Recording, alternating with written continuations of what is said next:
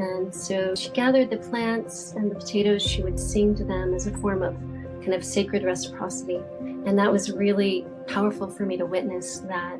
And she also talked to me about the song lines. And so for Australian Aboriginal people, they all believe that the earth contains inherent music, and they call that music the song lines. And song lines are just a beautiful central part of all Australian Aboriginal cosmology. And song lines are actually also called dreaming tracks. And they follow these songs, which are also like sacred pathways that trace across the ecology, trace across the sky. And these songs are the musical and symbolic language of the land. And they're really connected to the dream time, to the ancestors. They're very complex, very connected to sacred spots on the land for Aboriginal people.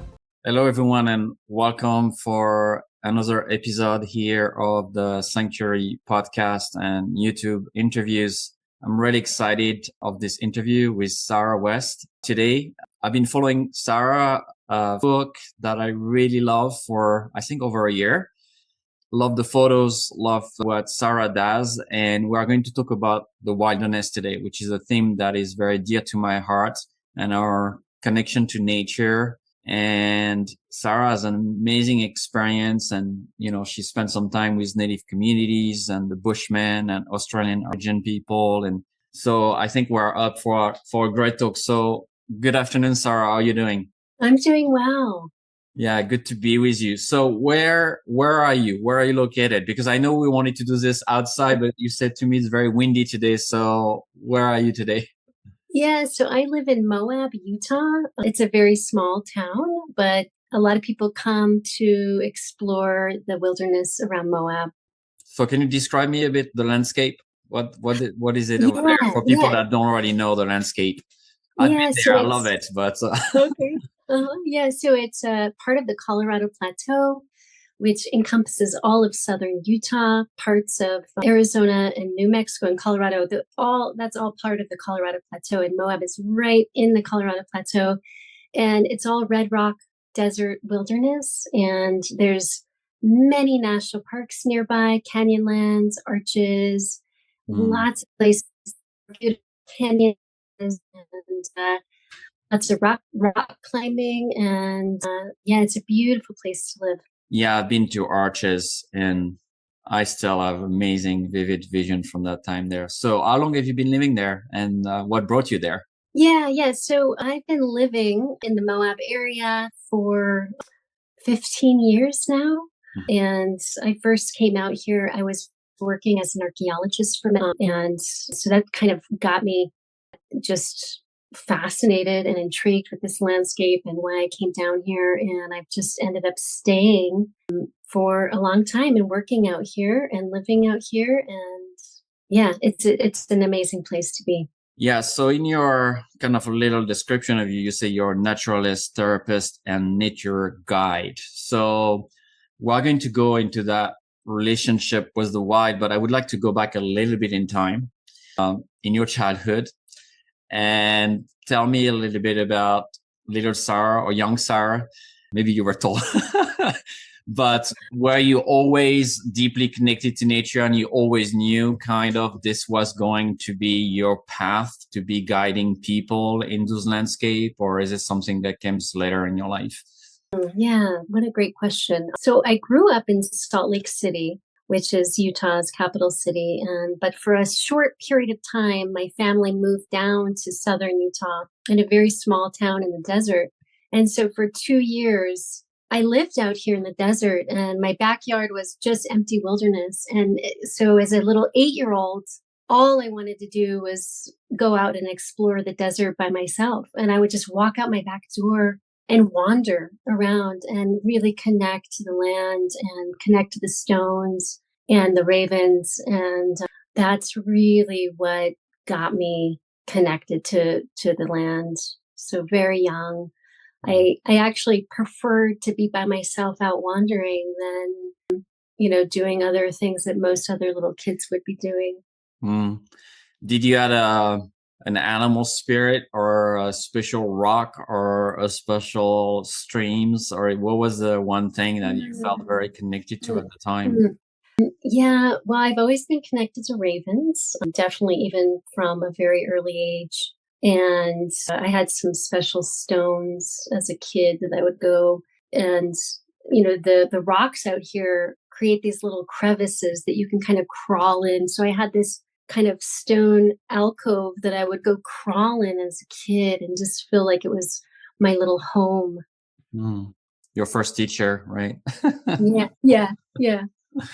So, we're going to come back to this connection to land, but I want to open the discussion on your connection to Native communities. And I know you spent some time with Bushmen and with the Aboriginal people in Australia on those lands. And so could you talk a little bit about those experiences and what you learned there and also what brought you there, because it's kind of two very different places on the earth and it's quite far from where you are right now. Yeah, yeah. So in college, I studied anthropology and archaeology and also human evolutionary ecology. And so for my master's project, I actually was studying the evolution of the human diet and looking at indigenous people's use of wild potatoes and how it relates to the grandmother hypothesis, which is this really amazing hypothesis developed by this woman who was my mentor in college, who I'm not going to really go into the hypothesis, but it's really fascinating. People can look it up. It's about how grandmothers were instrumental in our evolution and grandmothers who were digging potatoes.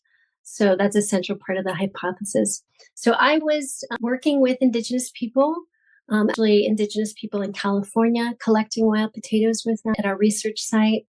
And then we had Australian Aboriginal people actually come from Australia to our research site in California. We were working with some people in Stanford who had some funding to bring them over. And so I got to spend a week, this amazing, just incredible week. I think I was 25 at the time, collecting wild potatoes with an Australian Aboriginal grandmother. And she was so beautiful. And it was really such a formative experience of my life to be out there on the land with her and, gathering potatoes. And her daughter was there, so she could kind of translate a little bit what she was speaking about. And so she would, when she gathered the plants and the potatoes, she would sing to them as a form of kind of sacred reciprocity. And that was really powerful for me to witness that. Mm-hmm. And she also talked to me about the song lines. And so for Australian Aboriginal people, they all believe that the earth contains inherent music, and they call that music the song lines. And song lines are just a beautiful central part of all Australian Aboriginal cosmology. And song lines are actually also called dreaming tracks. Mm. And they follow these songs, which are also like sacred pathways that trace across the ecology, trace across the sky. And these songs are the musical and symbolic language of the land. And they're really connected to the dream time, to the ancestors. They're very complex, very connected to sacred spots on the land for Aboriginal people. And so I learned that at a very young age. And now that I'm much older, I often, when I kind of can sink below the level of my thinking mind, I can hear the land kind of dreaming in music, and I'll kind of follow the song to the place where I will make art. So I'm also an artist and I am a photographer. And so I follow the dreaming tracks to the place where I will photograph or write a poem or do a dance. And that's my way of kind of tending to that reciprocity with the land and to the songs that I hear. That is so beautiful. So what do you mean is when you go in the wild today, you walk around and, I know those lands are massive and expand beyond what the eye can see. Last time I was there, it was like such an incredible experience to see the breadth of the lands. So I guess your map is following those dream tracks, those song lines. So can you talk a little bit about how did you develop that? And I know it's Mm. very hard to put into words, and I know what I'm asking you is almost impossible. Uh-huh, uh-huh, uh-huh. But yeah, maybe what does that feel like when you go on Yeah. a trail, when you go on an adventure and say, I'm going to go there, and how you're Mhm. guided and what's your intentionality and connection there? Mm. Mm. That's beautiful. Yeah. So often I don't plan so first of all, let me just say every night I go out and I wander. I don't know where I'm going. I just go out the door and I kind of close my eyes for a moment and I try to hear. And it might not even be a song, but it's like a feeling inside of me. It's maybe my imagination and I'll feel a song. Maybe I'll even hear it. Sometimes I do hear it, but sometimes it's just feeling it and it's feeling the pathway. And then I'll just start wandering and then I'll wander for some time. Sometimes it's even getting in my car and driving to Canyonlands. Sometimes the song lines will take me to Canyonlands or somewhere else in the desert. And then I'll know when to stop. There's a sense of this is where the song is ending. And then that's the moment where I'll just commune with whatever is in that place, whether it's a stone or a raven or a tree, a juniper tree, a cave, perhaps. I'll stop and just spend time sitting in that place and really Mm. being into a sacred communion. I can just feel it. And I know you want to be alone, but I'd love to be there too. And it's interesting because that's something that I've heard from different traditional cultures, right? Is development of the listening that is going before the talking and before the mind, right? It's this really fine tuning into the land.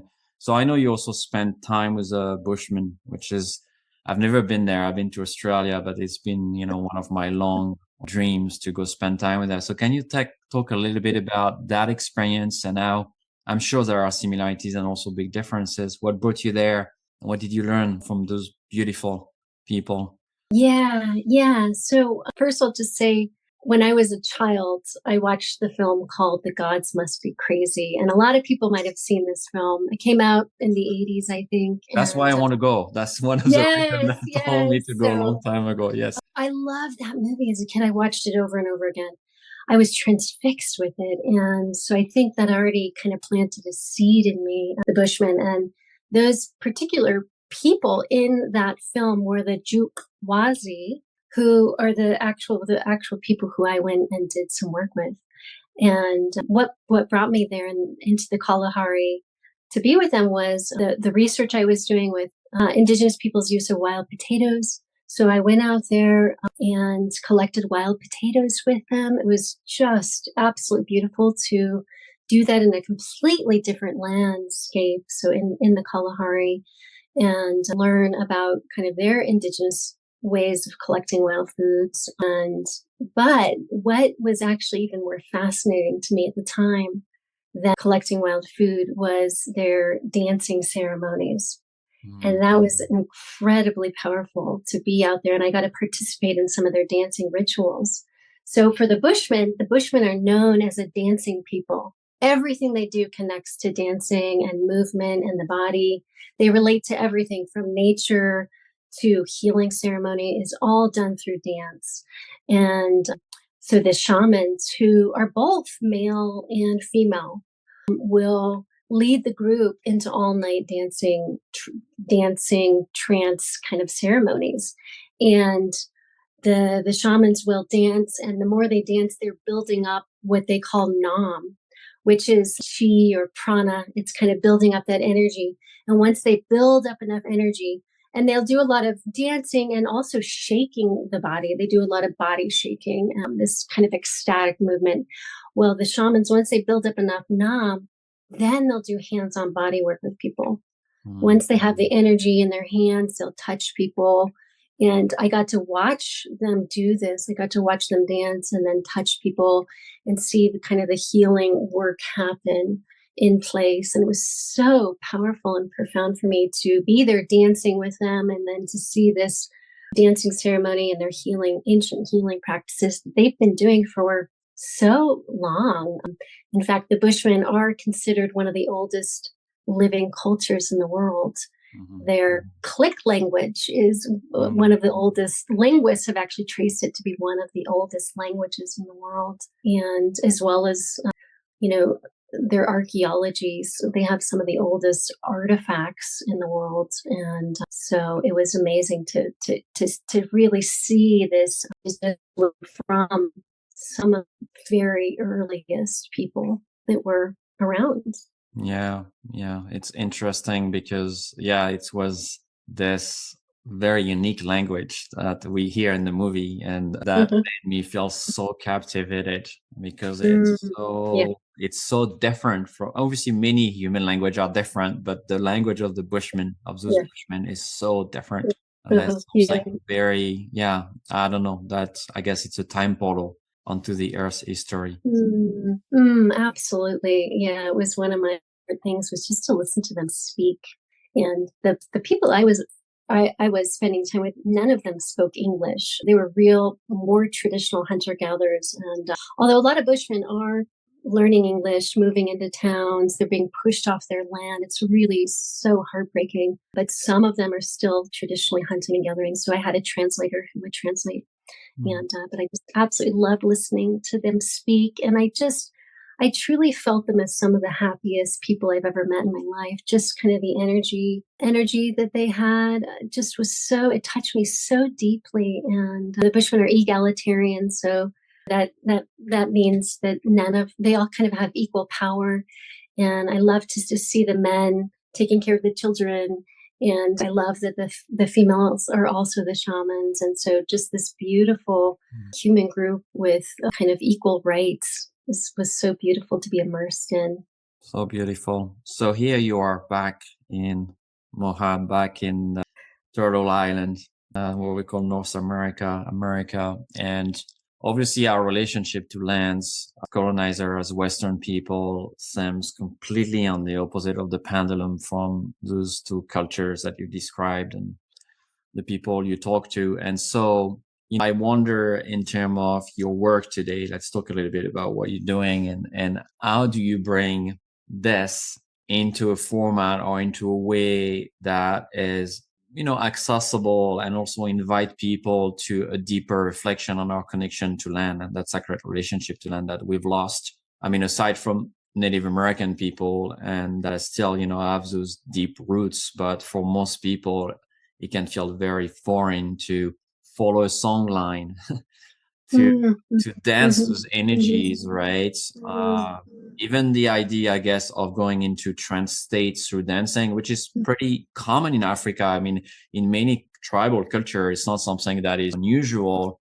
But how do we, and is it something you're interested in also, how do we bridge people back into authenticity and in terms of connection to land and returning to the self in the same time? Yeah, this is such a beautiful question. Well, I think I do that, first of all, through just describing my own personal experience that I write about and share. You've obviously been following me on social media, and I have people all the time write to me saying, I've never once talked to a raven, but I read something you wrote and I started talking to a raven. Or I slept under the stars one night because I read about something you discussed. And so I think it's these little steps of just doing, going up to a tree and maybe sitting with it for a while and seeing if you can listen to what it has to say, or actually read a poem to a tree. Or I think there's lots of little ways that people can start to practice this sacred reciprocity with the land and this sacred kind of connecting that they might not be familiar with. Yeah, I feel, like everybody's somehow craving that, even if many people don't know it's what they are craving. I did a post on our Facebook page a few weeks ago about a tree being cut, an elder tree. And I mentioned there, I say, I wish people talk to the tree before and ask the tree for permission and ask, the story of that elders. Somehow, by the magic or the pain, I don't know, of social media, this post went viral. And it got seen by over 5 million people, which is completely crazy. But obviously, it got also into the whole crowd that says you're insane and you're crazy. Tree don't talk. and what are you talking about? And people got, in fact, it was interesting to see the amount of, on one side, anger and sadness for the tree being cut. And people say, wow, I feel you. And it's happened to me there and there, people from all over the world. But also a big part of the crowd that were really angry and aggressive that I could post something like that. And it really made me, not wanting to answer anyway, but just sit with it and feel, wow, some people are really seeing the world in such a different way and don't have that connection. And how much of that pain do they carry in them by disconnecting from what we are, because we're ultimately part of nature. Yeah. So what's your experience with that? And maybe, obviously, I'm sure people are reach out to you, or people are interesting and curious and, about what you do, but is it something you witness? I don't know, maybe in your family as you grew up, or maybe in relations, and you have to kind of filter through what you want it to be or what you want it to become, and embodied authenticity for yourself, right? What I wonder is, how do you navigate this authenticity of your deep connection to nature and relationship to land in a world that is sometimes not just not interested in it, but very aggressive or against it? And do you ever have to navigate that, or it's not something you experience ever in your family, even in, I would think, the science academic world that you come from, right? As an archaeologist and researcher and anthropologist, right? Is there a moment where, well, I'm more interested in that, it seems to provide more meaning, and push back and says, this is not science, this is not true, right? Yeah. Okay. Yeah. So I think, for the most part, I think people respect my way of being. And so I don't personally get a lot of pushback, although occasionally I'll share something. And the little scientist in me who, spent years as a scientist collecting data, and, that rationalist part that I had for many years will get a little bit scared sharing something that I share. But I have to just kind of honor that part, tend to it for a moment. But really, I feel it's so important to share how I really feel about the natural world, that I have these kind of maybe animistic sensibilities that, for 99% of all human evolution, we were animistic, and we didn't even need the word animism, right? Because animism is an anthropological construct.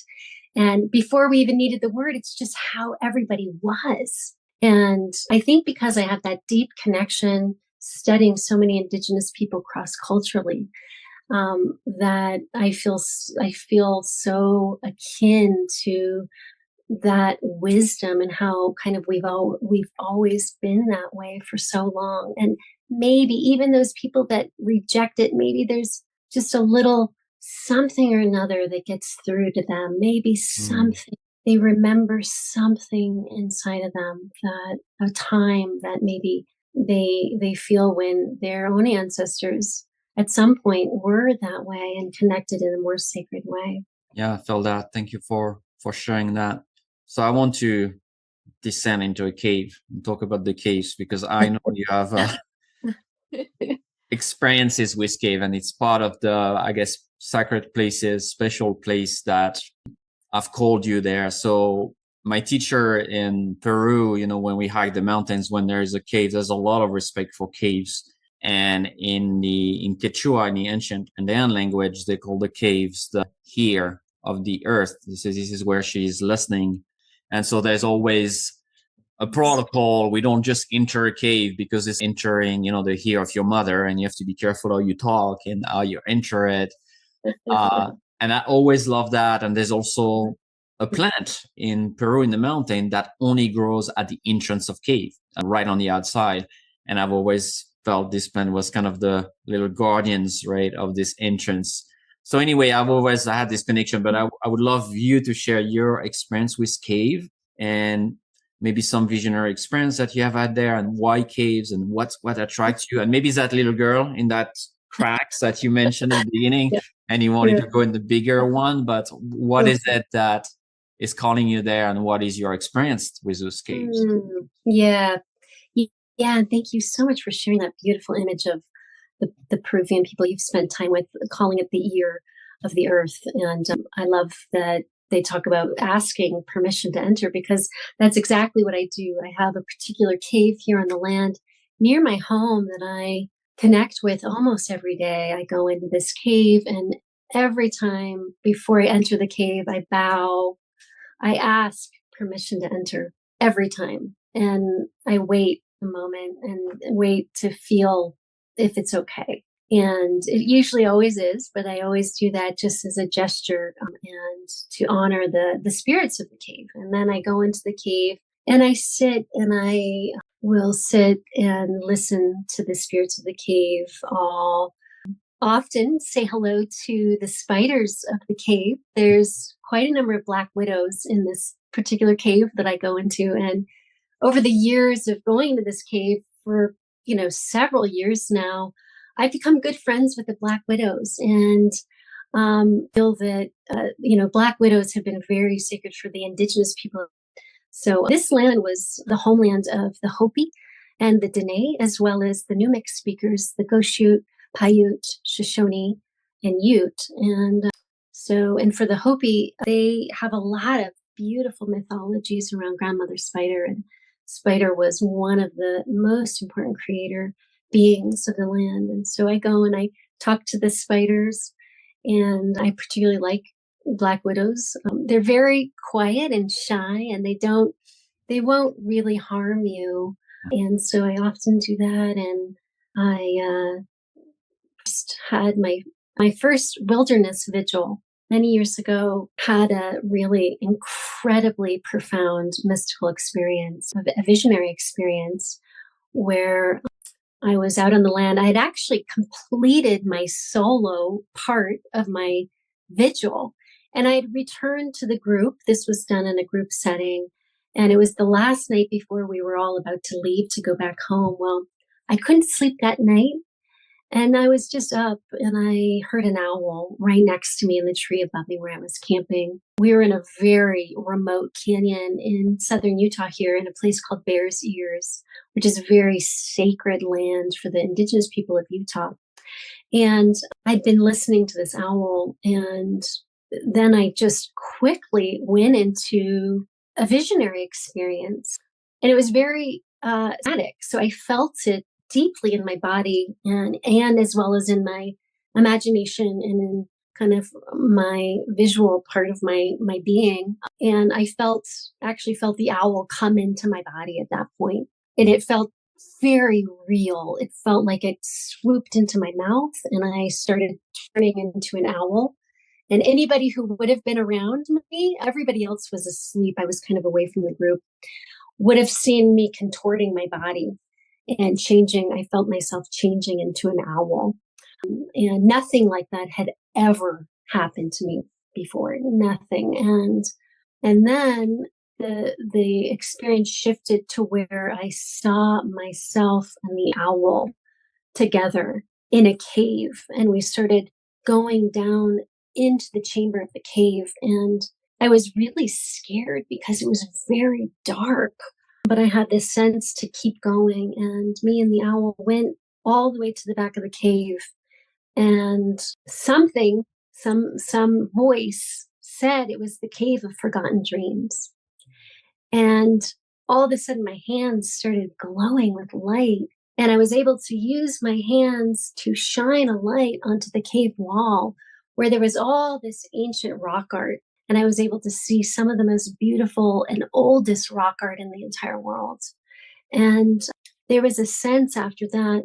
So the vision ended at that point. And when I kind of came back, when the vision ended and I came back, there was a sense that was kind of a soul vision of what my work is in the world, to shine the light on people's kind of the lost art of their soul. That's part of my gifts as a healing practitioner, is to help people to be their guide into their own cave of forgotten dreams.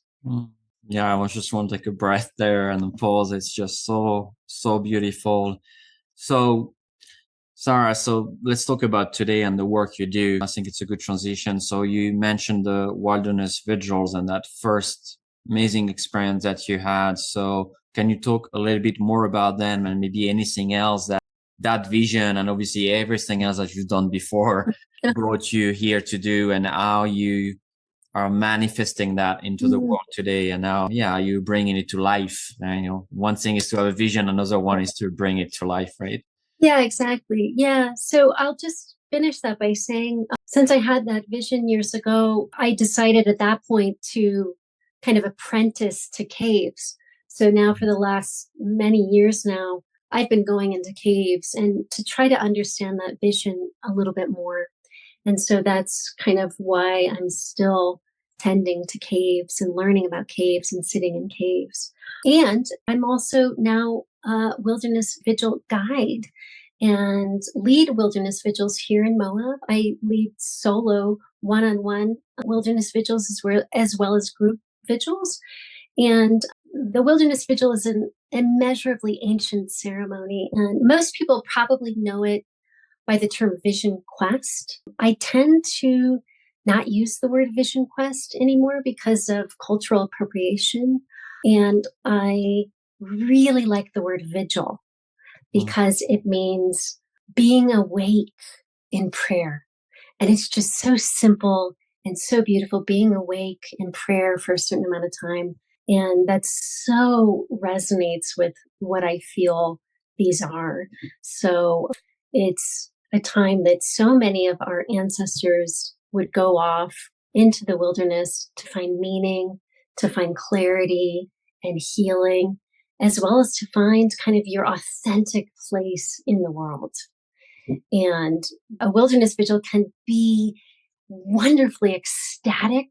It can be grief filled. It can be terrifying. It can be filled with heightened emotion and perhaps a mystical encounter. And so it's ultimately an initiation of transformation. So whoever goes on these is bound to have a shift happen, a life-changing shift. And generally traditionally fasting is done for 3 or 4 nights alone. Although I will add that I myself used to fast when I did these, but I no longer fast. I'll eat lightly. I feel like for me, as a woman and as a mother, I've already gone through a really powerful rite of passage myself into motherhood. And for me, fasting doesn't really seem like it's necessary for me to have a really deep, profound experience on my vigil. However, for a lot of people, fasting can be deeply, richly symbolic, as well as it creates an altered state. So when I lead these, I tend to tell people to listen to their own body and to fast if they're feeling called to, or to eat lightly and to really listen to their own body's wisdom. That is so beautiful. Thank you. Yeah. And thank you for also this name that you came up with. I think it's really beautiful and resonates. And also the respectful reason that you're doing that. I think it's really, really important. So I want to close this discussion and talk a little bit about art and photos and maybe dance. I don't know, any kind of sacred expression. Your photos and people that are listening here on YouTube or our podcast, I invite you to look under the description here and check out Sarah's photos. But there's something really profound about those photos.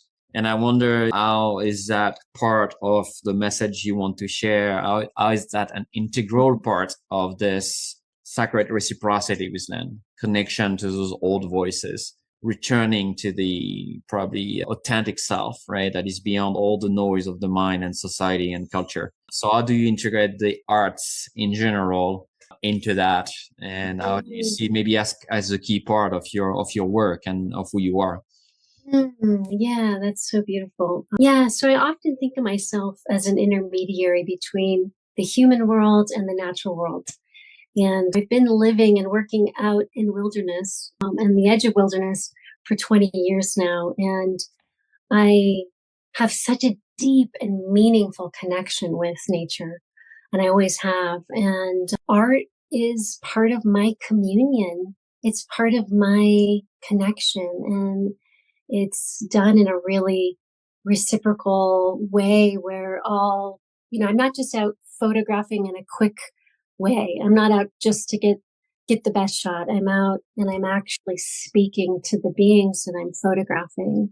And I'm out actually in a rich conversation. So it's all a sacred conversation. All the art that I do is a sacred conversation, whether it's photography. Sometimes I go out with my easel and I'll paint.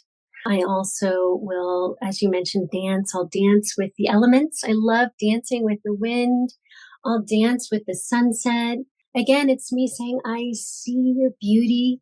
I honor your beauty, and I'm going to offer you beauty back as my way of tending to that reciprocity with the earth.